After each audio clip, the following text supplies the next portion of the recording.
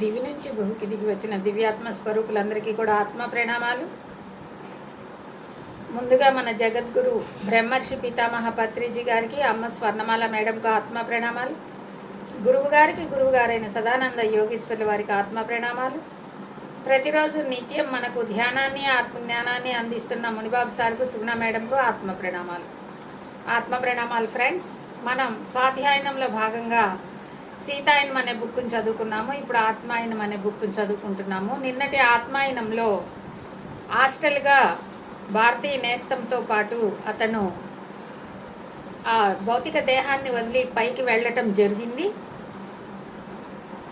అక్కడ ట్రాఫిక్లోని సౌండ్లకి వాటికి ఆత్మ చలించినట్లయితే తిరిగి దేహంలోకి వెళ్ళిపోతుందని, అక్కడ తను జాగ్రత్తలు తీసుకోవాలని తెలియజేయటం జరిగింది. నిన్న అంతటి వరకు మన స్వాధ్యాయనంలో చదువుకున్నాము. ఇప్పుడు అక్కడి నుంచి చదువుకున్నాము. ఏం జరిగినా నర్వస్గా ఫీల్ కావద్దు. ఎందుకంటే నువ్వు బెదిరిపోవటం అంటూ జరిగితే వెంటనే కొలంబోలో ఉన్న నీ శరీరం మేల్కొంటుంది. ఇక్కడ ఆత్మస్వరూపం ఏదైతే చెల్లిస్తుందో, ఏదైతే భయపడుతుందో, వెంటనే సిల్వర్ థ్రెడ్ అన్నది శరీరంలోకి లాక్కుపోతుంది. అది చెప్పాడనమాట నిన్నటి రోజున. నువ్వు అందుకని ఏం భయపడకుండా ధైర్యంగా ఈ సౌండ్లు వాటికి చెదిరిపోకుండా ఉండు అని చెప్పేసి చెప్పడం జరిగిందనమాట. నాకు భయమే వేయలేదు, ఆసక్తిగా ఉన్నదంతే. నా మిత్రుని చేయి గట్టిగా పట్టుకున్నాను. అతని సంకల్పం నా మీద పనిచేసేలా చేసుకోవాలని నేను చేయగలిగినంత ప్రయత్నము చేశాను. దాంతో వెంటనే ఆ గది గోడలు బూజుగా అస్పష్టంగా అలికేసినట్లు అయిపోయాయి. కుర్చీలు బల్లల విషయంలో కూడా అదే జరిగింది. నేను గమనించే లోపలే మేము ఆరు బయట ఒక చిన్న పొలంలో నిలబడి ఉన్నాము. కొద్ది దూరంలో ఒక పక్క ఇంగ్లీష్ గ్రామం కనిపించింది. ఇప్పుడు విను, దూరంగా ఎక్కడో రణగుణ ధ్వనులు వినపడుతోంది నీకు. అది లండన్ పట్టణం రణధ్వని. నువ్వు కేవలం ఒక భూమిక అవతల ఉన్నావు కాబట్టి అది వినపడుతోంది. ఈ భూమిక లేదా ఈ తలం భౌతిక లండన్ హాస్టల్ రూపం. ఇది హాస్టల్ ప్రపంచంలో రెండవ తలం. మరణాంతరం మీరు వెళ్ళే హాస్టల్ ప్రపంచంలోకి ఎక్కువ సాంద్రత కలిగిన ప్రదేశం కన్నా ఇక్కడ సాంద్రత తక్కువగా ఉంటుంది. మనం కొంత దూరం ప్రయాణం చేద్దాం. నేను చెప్పేటప్పుడు నీకు బాగా అర్థమవుతుంది. ఎప్పుడైతే మనము ఈ భూమి మీద నుండి, ఈ దేహంలో నుండి బయటికి వచ్చి ఒకటవ తలంలోకి వెళ్తామో, నిన్న మనం చెప్పుకున్నాము ఒక మాట, ఒకటవ తలం, రెండవ తలం, మూడవ తలం, నాలుగవ తలం అని అర్థమవటం కోసం అతను మనకి చెప్పడమే జరిగింది. కానీ ఈ తలాలు అనేవి కూడా ఒకదానిపైన ఒకటి కాకుండా మన చుట్టూనే ఉంటాయని కూడా నిన్న చెప్పడం జరిగింది. కాబట్టి ఆ ట్రాఫిక్లో రణధ్వనులు, ఆ సౌండ్లు, అవన్నీ వాటన్నిటికీ కొంచెం దూరంగా వెళ్ళినట్టయితే ఆ తలాన్ని వదిలేసి దూరంగా వెళ్ళినట్టు లెక్క అనమాట. ఎక్కడైతే మనకి ట్రాఫిక్లు వినపడుతూ, ధ్వనులు వినిపిస్తూ, ఫ్యాక్టరీ సౌండ్లు వినిపిస్తూ ఉంటాయో వాటికి కొద్దిగా దూరంగా వెళ్ళినట్టయితే ఆ తలాన్ని మనం దాటినట్టు, అక్కడ రెండో తలంలోకి వచ్చినట్టు. ఒకటో తలంలో ఏముంటాయి?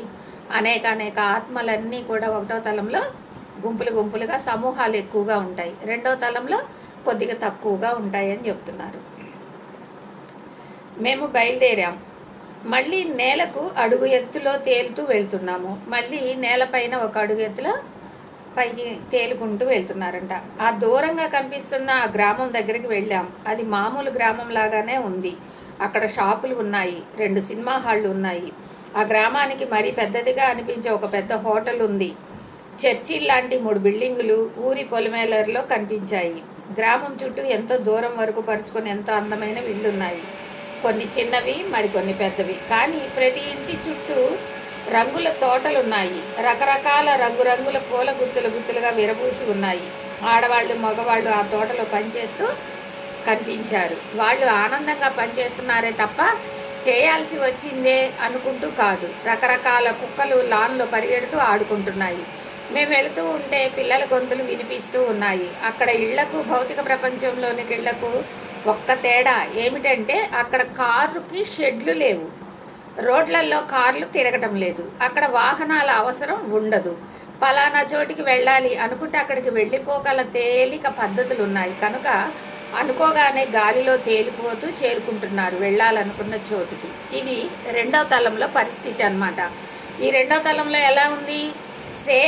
సేమ్ టు సేమ్ ఒక పల్లెటూరికి మనం వెళ్ళినట్టయితే ఎలా ఉంటుందో అలా ఉంటుందని చెప్తున్నారు. పల్లెటూరులో ఎలా ఉంటుంది? అక్కడ కార్లు ఎక్కువ ఉండవు.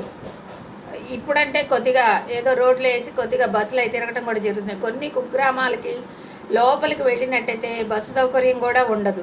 మరీ కొన్ని గ్రామాలకు వెళ్ళినట్టయితే అక్కడ లైట్లు అవి కూడా ఉండవు అన్నమాట. చాలా ప్రశాంతంగా స్వచ్ఛంగా మరి పొలాలు అవన్నీ కనపడుతూ ఉంటాయి, పూల చెట్లు కనపడుతూ ఉంటాయి, అందమైన ఇళ్ళు కనపడుతూ ఉంటాయి. ఆ ఇళ్ళ ముందు ముగ్గులేసి అటుకు ఇటుకి రెండు వాకిళ్ళ ముందు ముగ్గులేసి సంక్రాంతి వచ్చిందంటే అదంతా పెద్ద పండుగలాగా మనకి కనపడుతూ ఉంటాయి. అలాగ రెండవ తలంలో అంత అద్భుతంగా ఒక పల్లెటూరి వాతావరణం ఎలా అయితే ఉంటుందో అలా ఉంటుంది అని చెప్తున్నారు రెండవ తలంలో. ఒకటవ తలంలో అన్ని సౌండ్లు రావటం, గజిబిజిగా గందరగోళంగా ఉండటం, ఎక్కువ ఆత్మ సమూహాలు ఉండటం జరుగుతుంది.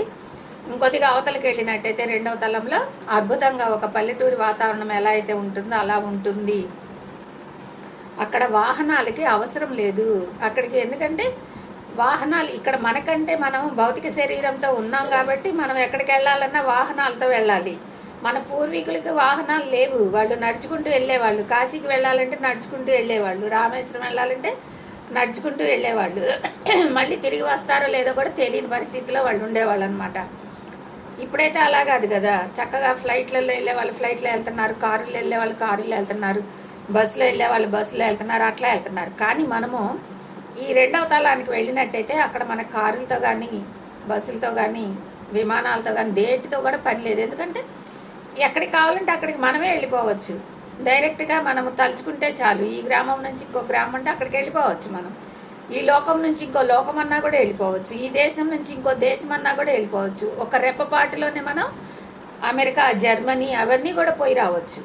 కాబట్టి మనకి ఇక్కడ వాహనంతో మనకి పని లేదు, ఒక ఆలోచనతోనే పని. మన ఆలోచన ఒక్కటి, ఏది ఆలోచిస్తే అక్కడికి మనం వెళ్ళిపోగలుగుతాం అనమాట. అది చెప్తున్నారు. పలానా చోటుకి వెళ్ళాలి అనుకుంటే వెంటనే మనం వెళ్ళిపోతామంట. ఆ పద్ధతి అక్కడ ఉంది కాబట్టి అందుకని అక్కడ వాహనాలతో పని లేదు. అందుకని అక్కడ కార్లు లేవు, ఆ కార్లు పెట్టుకునే షెడ్లు లేవు అని చెప్తున్నారు. అవి తప్ప మిగతాదంతా సేమ్ టు సేమ్.